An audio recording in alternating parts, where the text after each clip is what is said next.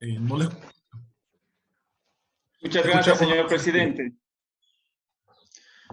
Un cordial saludo para los colegas legisladores, para el pueblo ecuatoriano, mi solidaridad con aquellos trabajadores que hoy en su día fueron despedidos en horas de la madrugada, sobre todo a los maestros y aquellos sectores que atienden los programas de alfabetización. Mi solidaridad a aquellos trabajadores del país que hoy, que conmemoran su día del trabajo, han sido despedidos por este gobierno. Quizás de las intervenciones que he tenido la posibilidad de escuchar, vemos cómo se va configurando un consenso para poder aprobar una ley, pero un consenso mayor quizás para que no sea esa ley que envió el oficialismo.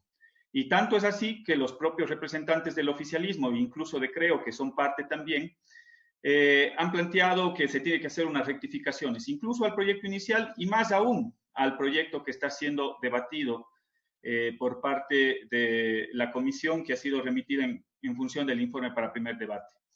Voy a empezar quizás con el nombre de esta ley, que puede sonar sugestivo el nombre de ley humanitaria, puede ser sugestivo sobre todo cuando se trata de conseguir los votos, pero conforme se ha ido evidenciando y se va desvirtuando el fin último de esta ley, porque hemos evidenciado que es muy compasivo quizás con el gran capital, pero implacable con la clase trabajadora del país.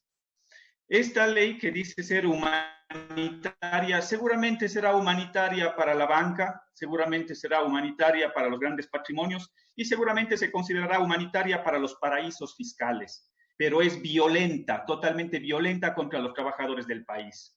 Y si es que vamos a los temas de fondo, esta es una ley improvisada, insuficiente y una ley tardía. Es improvisada porque no está atada a ningún programa económico, es una ley procíclica cuando hoy se necesita otra cosa, más aún cuando estamos en un momento de recesión. Es una ley con vicios de inconstitucionalidad y aquí es necesario quizás, ya cuando pase este tema, llamarle a la Secretaría Jurídica de la Presidencia para que le rinda cuentas a la Asamblea Nacional. Nosotros no podemos tratar leyes inconstitucionales, pero sobre todo hay otras leyes en las cuales no se han enviado todavía los reglamentos a las leyes y han pasado ya muchos meses y vemos evidentemente que hay una cierta pasividad de algunos funcionarios de gobierno. Esta ley es insuficiente porque cuando hay una caída de ingresos de cerca de 8.000 millones de dólares, aquí se plantea recaudar alrededor solo de 1.400 millones de dólares. Y es evidente que hay un decrecimiento en función de las proyecciones de la CEPAL del 6% del PIB. Por lo tanto, esta ley es totalmente insuficiente. Pero sobre todo es insuficiente para poder sostener el empleo y es insuficiente para poder generar la liquidez que el sector productivo del país necesita en estos momentos. Y también es tardía, colegas legisladores, señor presidente, porque pese a que la Organización Mundial de la Salud alertó el 5 y el 10 de enero con una serie de acciones que se tienen que implementar a nivel de todos los estados, lamentablemente el gobierno no hizo absolutamente nada. El 10 de marzo el presidente Moreno anuncia al país en una cadena 3 medidas. Desde el 10 de marzo hasta el 16 de abril han pasado 36 días para que sea remitida una ley. Los tiempos del gobierno no son los mismos tiempos que tiene la gente, que tiene la pandemia y que tiene la emergencia. Porque esta ley, para que entre en vigencia y que se pueda tener un efecto recaudatorio, tenemos que esperar hasta el mes de junio. Y la gente y los ciudadanos no pueden esperar hasta el mes de junio, porque precisamente quien ha remitido esta ley nos ha venido engañando de manera permanente, no solo a la Asamblea, sino al pueblo ecuatoriano. Y hay que darnos un baño de verdad con respecto a lo que está sucediendo con el pago y el manejo de la deuda externa. Hay una serie de acciones, sobre todo relacionadas al trabajo del ministro de Economía y Finanzas. El 24 de marzo pagaron no solo el capital, también pagaron los intereses, nos engañaron a todos, empezando desde la propia Asamblea Nacional, porque aquí también estuvo el ministro presente. Y ese día, el 24 de marzo, marcaron la diferencia entre la vida y la muerte, entre la vida y la deuda, y privilegiaron lamentablemente la deuda.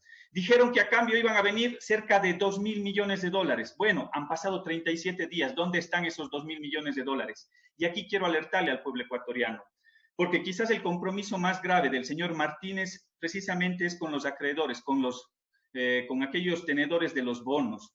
Tanto es así que según la Bolsa de Valores de Luxemburgo, aquí están algunos documentos, se puede asegurar que el ministro de Economía y Finanzas se comprometió hasta el mes de agosto en pagar cerca de 811 millones de dólares. Entonces, aquí ya me queda una duda. ¿Por qué? Porque mientras nosotros estamos haciendo los esfuerzos enormes y le quieren meter la mano a la clase trabajadora del país, ellos ya cuentan con los recursos para poder destinar seguramente al pago de esta deuda y movilizar, o si no van a utilizar esos recursos, van a movilizar los recursos que tienen en otras partidas, sobre todo el ámbito social. ¿Para qué? Para pagar esos 800 millones de dólares.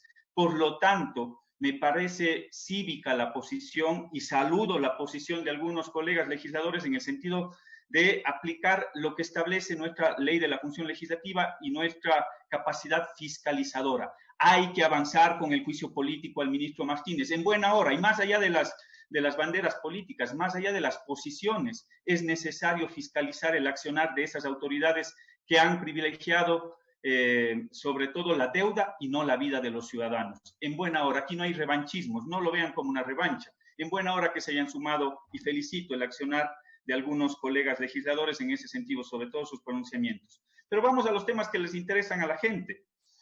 Hoy, 1 de mayo, hay 3 preocupaciones fundamentales que tienen los ciudadanos. La primera tiene que ver con salud.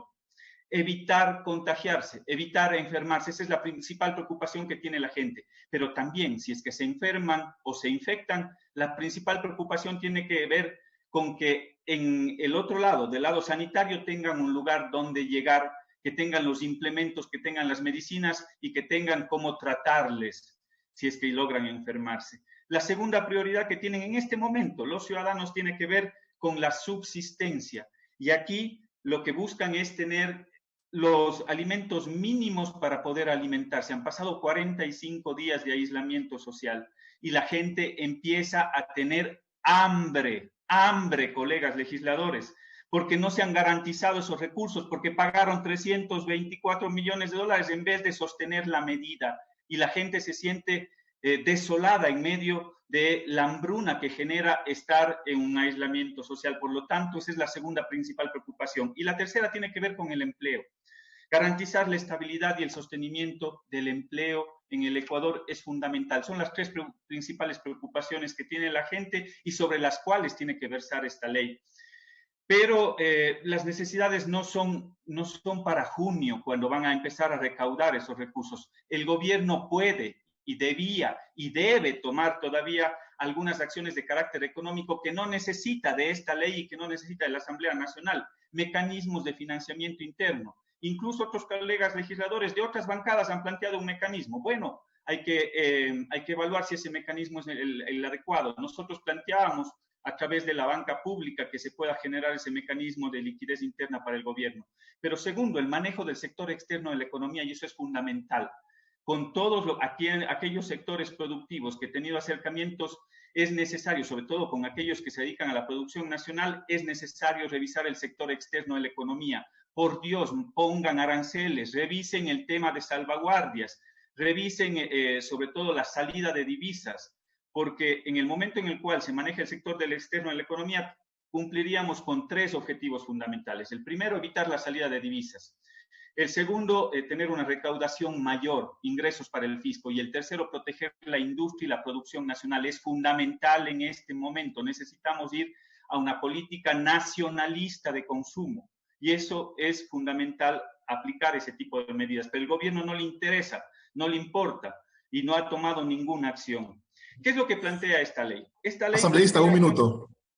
Y somos el gracias, presidente.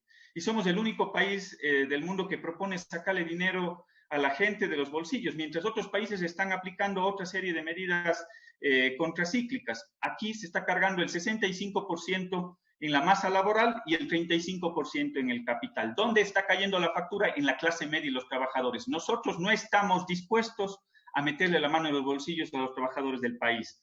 Y para cómo hemos llegado a este momento. Hemos llegado a este momento precisamente porque han sido 3 años de reducción de la inversión, 3 años de despidos, 3 años de reducciones, la aplicación de políticas fondomonetaristas, y aquí han tenido una corresponsabilidad aquellos que hablan de los 13 años, del correísmo, y en particular al movimiento Creo. Yo les digo, con sinceridad, nos equivocamos a poner, a elegir a quien luego nos traicionara y traicionara al pueblo ecuatoriano. Pero ustedes han apoyado a ese traidor. Durante estos últimos 3 años, ustedes han sido copartícipes de esta debacle que está viviendo este país. Ustedes que han aprobado esas leyes, ustedes Asambleísta, que han terminó su colocado tiempo. a funcionarios como la ex asambleísta Ana Galarza, que es funcionario de este gobierno, ustedes han sido parte de este cogobierno. Y por último, señor presidente, ya hemos planteado algunas alternativas, y las alternativas tienen que caer sobre todo en la clase privilegiada, en los que más tienen, los que más ganan. Seguramente ya las medidas que se podrán incluir, yo los haré llegar y lo he hecho llegar también nuestros aportes a través de la comisión. Y finalmente, presidente, hay un artículo que ha causado polémica, el artículo 5. El espíritu con el cual fue redactado y fue remitido por mi persona, no así el texto. El texto está modificado por quien es responsable de elaborar esos textos. Asambleísta, le agradezco mucho. Ha terminado, ha concluido su tiempo en este momento, por favor, ¿sí? Tiene la palabra el asambleísta.